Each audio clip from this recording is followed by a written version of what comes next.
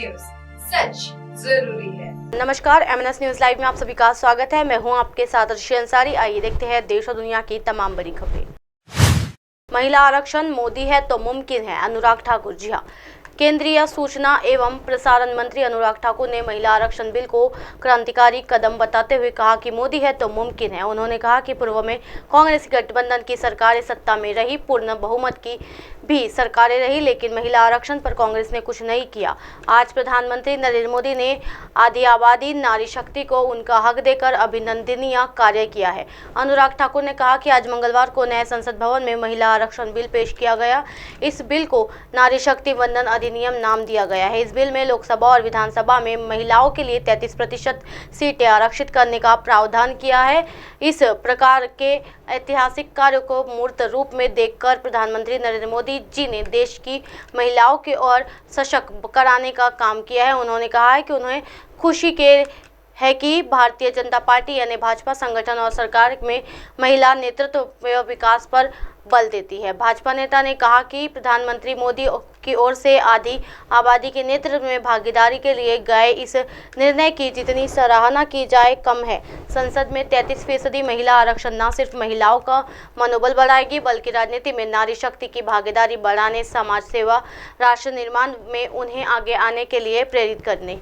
उन्होंने कहा कि अगर आंकड़े देखें तो स्पष्ट है कि राज्यों की विधानसभाओं में मुश्किल से 5 से 10% महिलाएं आती है, वही लोकसभा में मुश्किल से 15% प्रतिनिधित्व दिखता है। लेकिन मोदी सरकार महिलाओं के लिए 33% आरक्षण लेकर आई है। मोदी सरकार ने जहां एक तरफ खाते खोले, करोड़ों बहनों को मुफ्त इलाज, मुफ्त अनाज दिया, लखपति दीनदयाल बनाए ने के बाद भी सत्ता में भागीदारी और महिला नेतृत्व को बढ़ाने के लिए आरक्षण लाया गया, जो आज तक कोई नहीं कर पाया। वही कांग्रेस पार्टी को निशाने पर लेते हुए केंद्रीय मंत्री ने कहा कि पूर्व की सरकारों ने महिला सशक्तिकरण के नाम पर सिर्फ खेल खेलने का काम किया है। वर्ष 2008 में कांग्रेस बिल तो लेकर आई, लेकिन स्टैंडिंग कमेटी में भेज दिया। 2 साल बाद भी उनके सहयोगियों ने सहयोग नहीं किया। उन्होंने कहा कि अगर बिल को पास करना होता तो पास करना ही होता, बिल तो 2010 में कर दिए होते। इनके इरादे नेक नहीं थे और नियत में भी खोट था। बढ़ते हैं अगली खबर की ओर। अगर महिला आरक्षण विधेयक पर सरकार आगे बढ़ी होती तो अब तक लागू हो गया होता, खड़गे। तमाम कांग्रेस नेताओं ने बुधवार को महिला आरक्षण विधेयक पर प्रतिक्रिया व्यक्त करते हुए सरकार के इरादों पर सवाल उठाए। उन्होंने कहा कि हम महिला आरक्षण के पक्ष में हैं, लेकिन उन्हें सरकार के इरादे ठीक नहीं लग रहे हैं। कांग्रेस अध्यक्ष और राज्यसभा में विपक्ष के नेता LOP मल्लिकार्जुन खड़गे ने बुधवार को कहा कि विपक्ष महिला आरक्षण विधेयक पर बहस में पूरा सहयोग करेगा। हालांकि उन्होंने सरकार के इरादों पर सवाल उठाया है। उन्होंने कहा कि कांग्रेस केंद्र सरकार के उन्होंने इरादों पर बहस करना चाह रही है। मल्लिकार्जुन खड़गे ने केंद्र सरकार पर चुनाव को देखते हुए इस विधेयक का प्रचार करने का आरोप लगा रही है। खड़गे ने कहा कि विधेयक के खामियों और कमियों को दूर करके इसे जल्द से जल्द कार्यान्वित में लाने पर जोर दिया जाना चाहिए।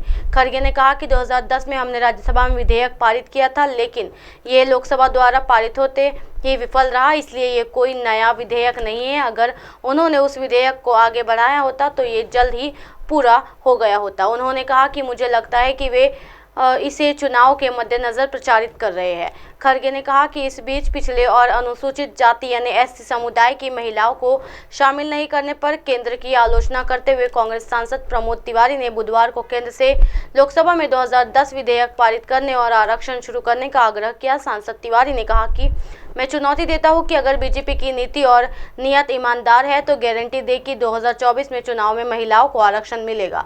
हम पूरी ताकत से आपके साथ खड़े रहेंगे। जी हां, तिवारी ने आगे कहा कि क्या पिछड़े और SC महिलाएं नहीं हैं, उन्हें शामिल किए बिना आप महिला आरक्षण कैसे लेंगे?